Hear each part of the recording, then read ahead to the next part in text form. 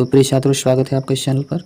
और आज का जो वीडियो है काफ़ी इंपॉर्टेंट होने वाला है, क्योंकि इस वीडियो में 10 जो है अति महत्वपूर्ण जो है प्रश्नों को हम लोग सॉल्व करेंगे।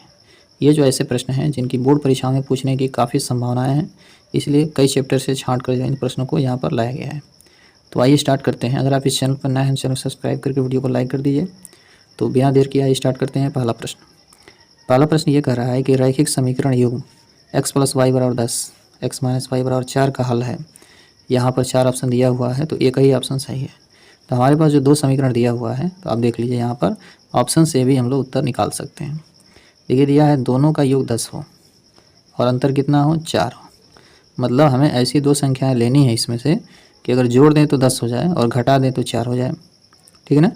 तो यहाँ पर ऑप्शन में देखिए 5 और 2 को जोड़ने से कितना होगा, 7 होगा। 7 और 3 को जोड़ने से कितना होगा, 10 होगा। और 7 में से 3 घटाने से 4 हो जाएगा। आप देख लीजिए 7 + 3 = 10 हो गया और 7 - 3 = 4 हो गया। तो आप देख लीजिए 2 ऐसी संख्या लेना है जिनको जोड़ने से 10 हो जाए और घटाने से 4 हो जाए। तो जोड़ने से 10 हो जा रहा है और घटाने से 4 हो जा रहा है। आपका ऑप्शन बी आपका राइट आंसर हो जाएगा। अब आते हैं क्वेश्चन नंबर 2 में। अब देख लीजिए बिंदु दिया है 5, 9 की y अक्ष से दूरी होगी। तो यहाँ पर जो बिंदु दिया हुआ ना, ये जो बिंदु होता है इसमें पहला मान x का होता है। पहला मान x का होता है, दूसरा मान किसका होता है, y का। अगर y अक्ष से दूरी पूछता है तो x का मान लेंगे और x अक्ष से दूरी पूछता है तो y का मान लेना है, ठीक है ना। तो y अक्ष से जो दूरी पूछ रहा है ना, y अक्ष से दूरी x का मान होगा। तो y अक्ष से जब दूरी पूछेगा तो x का मान होगा और x का मान कितना है, 5 है। x का मान कितना है, 5 है। तो आपका ऑप्शन सी आपका राइट आंसर हो जाएगा, ठीक है। अब आते हैं क्वेश्चन नंबर 3 में। क्वेश्चन नंबर 3 में ये देखिए कह रहा है कि यदि संख्याओं 7, 8, x, 11, 14 का माध्य जो है x है, तो x का मान इनमें से कौन सा हो सकता है।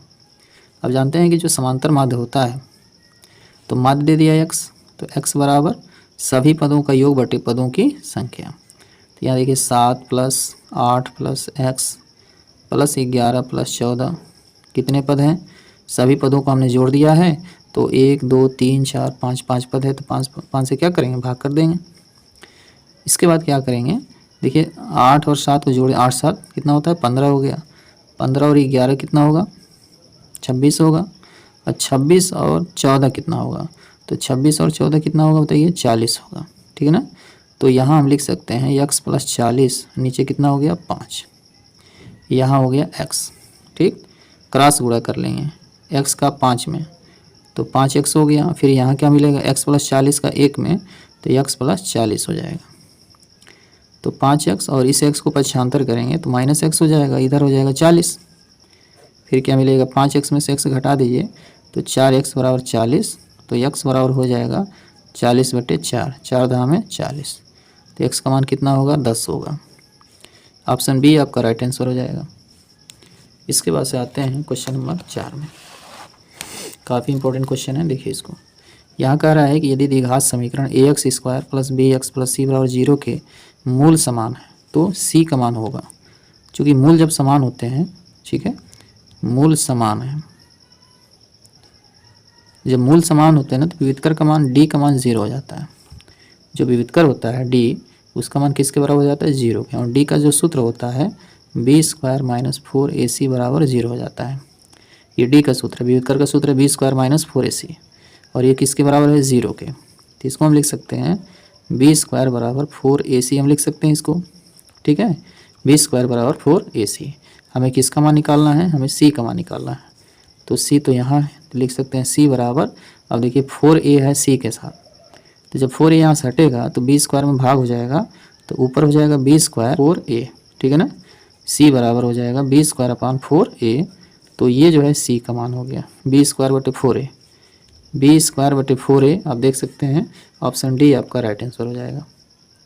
इसके बाद आते हैं क्वेश्चन नंबर 5 में। देखिए क्वेश्चन नंबर 5 ये कह रहा है कि cos a का मान है 7/25, तो tan a + cot a का मान क्या होगा, ठीक है। तो आप देख सकते हैं यहाँ पर एक हम त्रिभुज बना लेते हैं।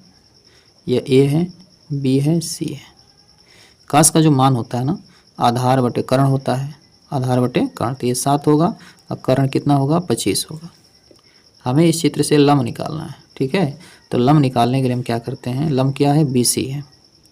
तो लम्ब निकालने के लिए हम कर्ण के वर्ग में से आधार के वर्ग को घटा देते हैं, तो लम्ब का मान जो है निकलता है। देखिए 25 के वर्ग में से हम 7 के वर्ग को घटाएंगे तो हो जाएगा 625 माइनस 49। अब 625 में से 49 को हम घटा देते हैं। 625 में जब 49 घटाएंगे तो यहाँ मिल जाएगा 576, और 576 होता है ना, ये 24 का वर्गमूल होता है। किसका वर्गमूल होता है? 24 का। तो लम्ब का जो मान हो जाएगा वो 24 हो जाएगा। ठीक, हमें मान निकालना है tan a plus cot a का, तो यहाँ लिख देते हैं tan a plus cot a बराबर tan a का मान होगा लम्ब बटे आधार, लम्ब बटे आधार 24/7 हो गया, प्लस cot a का मान कितना होगा? cot a का मान होगा आधार बटे लम्ब, आधार बटे लम्ब, tan का ही उल्टा होता है cot a का मान। तो tan का मान 24/7 है, तो इसका मान हो जाएगा 7/24, ये हो गया। अब क्या करेंगे, इसका जब लॉसा लेंगे तो 7 और 24 का गुणा कर देंगे। तो 7 और 24 का गुणा करेंगे तो कितना होगा? 7 चौका 28 का 8 और 7 दूना में 14, 14 और 2 कितना होगा? 16 हो जाएगा। ठीक है ना, 168 हो गया। इसके बाद से अब देखिए क्रॉस गुणा होता है, 7 का 7 में गुणा, 24 का 24 में, तो 24 का 24 में गुणा होगा तो हो जाएगा 576 और 7 7 49। इस तरह से हम लिख सकते हैं। अब 576 और 49 को जब जोड़ेंगे तो ये हो जाएगा 625 और नीचे हो जाएगा 168। तो 625/168 जो है tan a plus cot a का मान होगा। आप देख सकते हैं ऑप्शन डी आपका राइट आंसर हो जाएगा। अब आते हैं क्वेश्चन नंबर 6 में। क्वेश्चन नंबर 6 ये कह रहा है कि यदि m का मान 5 हो तथा n का मान m प्लस 7 हो तो करड़ी में m² प्लस n² का मान क्या होगा? तो यहाँ देखिए n बराबर दिया हुआ है m प्लस 7, ये दिया हुआ है। m का मान 5 बार दीजिए तो यहाँ हो गया 5 प्लस 7, तो n का मान हो गया 12। n का मान कितना हो गया? 12। तो यहाँ पर जिसका मान निकालना है उसको यहाँ लिख देते हैं m² प्लस n²। m का मान रखिए तो m का मान 5 है तो 5 का वर्ग कर लीजिए, n का मान 12 है तो 12 का वर्ग कर लीजिए, कितना हो गया? ये हो गया 25 और प्लस 144। 25 में जब 144 जोड़ देंगे तो 169 हो जाएगा, और 169 का जो वर्गमूल होता है वो 13 होता है। ऑप्शन सी आपका राइट आंसर हो जाएगा। इसके बाद आते हैं क्वेश्चन नंबर 7 में। क्वेश्चन नंबर 7 ये कह रहा है कि यहाँ पर एक द्विघात समीकरण दिया हुआ है और इसका एक मूल -2 है तो p का मान होगा। तो जो मूल दिया रहता है ना वो x का मान होता है, और यही मान इस समीकरण में रख देते हैं। तो x² plus 2x minus p बराबर 0। तो जहाँ पर x है ना वहाँ -2 रख देंगे, तो -2 का वर्ग हो गया प्लस 2 गुणे -2 और -p बराबर 0। इसको लिख सकते हैं किसी भी माइनस का वर्ग प्लस होता है, तो -2 का वर्ग 4 हो जाएगा, 4 और 2 से 2 में गुणा तो 2 दूना में 4 होगा, -p बराबर 0। 4 में से 4 घटा दीजिए, 0 -p बराबर 0।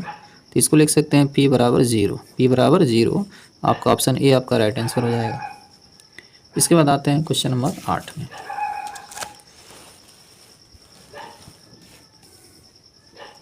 क्वेश्चन ये कह रहा है कि a का मान 30 अंश हो तो 1 प्लस tan² a और अपान 1 प्लस cot² a का मान कितना होगा? तो 1 प्लस tan² a और 1 प्लस cot² a ऐसे लिख सकते हैं। तो इसको जो है देखिए 1 प्लस tan² को हम लिख सकते हैं sec² a और 1 प्लस cot² a को हम लिख सकते हैं cosec² a, ऐसे लिख सकते हैं। sec² a 1 प्लस tan² को sec² a और 1 प्लस cot² a को cosec² a जो है लिख सकते हैं। अब दोनों में a है, यहाँ भी a है यहाँ भी है, तो a की जगह पर कितना भरना है? 30 अंश भर देना है। तो ये हो जाएगा sec² 30 अंश और cosec² 30 अंश, ऐसे हम मान भर देते हैं। तो सेक जो होता है ना 30 अंश का मान, ये कास का उल्टा है, तो कास 30 अंश का मान करणी में 3/2 होता है, तो सेक 30 अंश का मान हो जाएगा 2/करणी में 3, उसका उल्टा हो जाता है। कास का मान का उल्टा हो जाता है तो 2/करणी में 3, और कॉस देखिए कॉसेक 30 अंश है तो sin 30 अंश का मान 1/2 होता है, तो कॉसेक 30 अंश का मान केवल 2 लिख देंगे और इसका वर्ग कर देना है।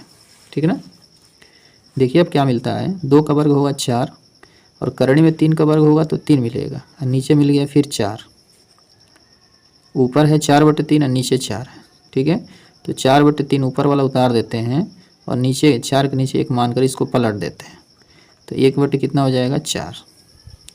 ऊपर वाले को यहाँ उतारेंगे, नीचे वाले को पलट देंगे, 4 से 4 क्या होगा? कैंसिल हो जाएगा, तो 1/3 आपका मान प्राप्त होगा। ऑप्शन डी आपका राइट आंसर हो जाएगा। इसके बाद आते हैं क्वेश्चन नंबर 9 में। क्वेश्चन नंबर 9 ये कह रहा है कि माध्य, माध्यक एवं बहुलक के बीच में क्या संबंध होता है। यह जो प्रश्न है बार बार परीक्षाओं में आता है, कोई भी ऐसा पेपर नहीं होगा जिसमें ये प्रश्न जो है नहीं पूछा गया है। तो माध्य, माध्यक एवं बहुलक के बीच में संबंध को बताना है। तो आप जानते हैं कि जो बहुलक होता है, बहुलक बराबर 3 माध्यक माइनस 2 माध्य, यही रिलेशन होता है। बहुलक, माध्यक और माध्य में यही रिलेशन होता है। तो बहुलक बराबर होता है 3 माध्यक माइनस 2 माध्य। कौन सा ऑप्शन सही है? बहुलक बराबर 3 माध्यक माइनस 2 माध्य, अर्थात ऑप्शन बी आपका राइट आंसर हो जाएगा। इसके बाद से आते हैं लास्ट क्वेश्चन जो है त्रिकोणमिति का है, और ये जो क्वेश्चन है ऊंचाई और दूरी से संबंधित है। देखिए प्रश्न क्या कह रहा है कि एक समतल मैदान पर एक मीनार की छाया की लंबाई उसकी ऊंचाई की करणी में 3 गुनी है। यहाँ देखिए ये कोई मीनार है, मान लेते हैं कि ये भी एक मीनार है, इसकी छाया नीचे पड़ रही है, ठीक है, और इसका ये उन्नयन कोण हो गया। यहाँ पर सूर्य है, सूर्य का उन्नयन कोण यह पूछा गया, मान लेते हैं थीटा है, ए बी सी, इसको सी मान लीजिए। तो प्रश्न ये कह रहा है कि मीनार की छाया की लंबाई उसकी ऊंचाई की करणी में 3 गुनी है। तो ऊंचाई को अगर x मानते हैं तो इसकी जो छाया होगी वो होगी करणी में 3x। मीनार की ऊंचाई x है तो इसकी छाया जो है, इसकी जो छाया है ऊंचाई की करणी में 3 गुनी है। तो इस तरह से प्राप्त होगा। tan थीटा का हम यूज करेंगे, tan थीटा बराबर लंब बटे आधार, लंब बटे आधार। तो लंब है ए बी, आधार है बी सी। तो tan थीटा बराबर ए बी कितना है, ए बी का मान तो x है, बी सी कितना है, करणी में 3x है, इससे कैंसिल हो जाएगा, ऊपर 1 मिलेगा। tan थीटा बराबर 1 बटे करणी में 3, और यह जो मान होता है ना tan 30 अंश का होता है। tan 30 अंश का मान 1 बटे करणी में 3, तो इसको लिख सकते हैं tan थीटा बराबर tan 30 अंश, तुलना कर देंगे, इसकी तुलना इससे करेंगे तो इधर भी tan इधर भी tan, तो ये जो थीटा है ये बराबर होगा 30 अंश के। तो थीटा बराबर कितना हो जाएगा, 30 अंश। ऑप्शन सी आपका राइट आंसर हो जाएगा। अगर वीडियो अच्छी लगी हो तो इसे लाइक कर दीजिएगा और मेरे इस चैनल को सब्सक्राइब कर दीजिएगा।